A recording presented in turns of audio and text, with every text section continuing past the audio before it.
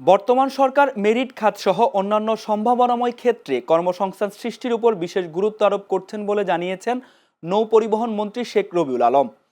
আজ সকালে চট্টগ্রামের ন্যাশনাল মেরিটাইম ইনস্টিটিউট ২৮তম ব্যাচের সমাপনী কুচকাওয়াজ অনুষ্ঠানে প্রধান অতিথির বক্তব্যে এই সকল কথা বলেন তিনি বলেন, শিক্ষার পাশাপাশি প্রশিক্ষণের মাধ্যমে একজন মানুষের শারীরিক ও মানসিক পরিবর্তন হয়। তিনি আরও বলেন, তৎকালীন প্রধানমন্ত্রী বেগম খালেদা জিয়ার নেতৃত্বে ১৯৯৪-৯৫ সালে ন্যাশনাল মেরিটাইম ইনস্টিটিউট দক্ষ নাবিক গড়ে তোলার লক্ষ্যে প্রশিক্ষণ কার্যক্রম শুরু করে। প্রতিষ্ঠার পর থেকে প্রতিষ্ঠান থেকে প্রায় ৪,৫০০ অধিক নাবিক সফলভাবে প্রশিক্ষণ গ্রহণ করেছে।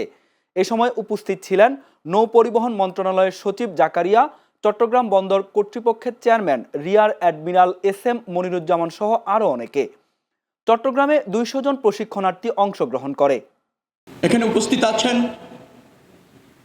নৌ পরিবহন মন্ত্রণালয়ের সচিব মহোদয় আছেন, ডিজি শিপিং আছেন, চট্টগ্রাম বন্দর কর্তৃপক্ষের চেয়ারম্যান আছেন, বিএসসির MD আছেন, আরও আছেন এই ইনস্টিটিউটের প্রিন্সিপাল, আরও আছেন এই এলাকার সম্মানিত ব্যক্তিবর্গ, বিভিন্ন প্রতিষ্ঠান যারা এই অনুষ্ঠানে আয়োজনে সহযোগিতা করেছেন তাদের MD এবং প্রধান কর্তা ব্যক্তিরাও এখানে আছেন।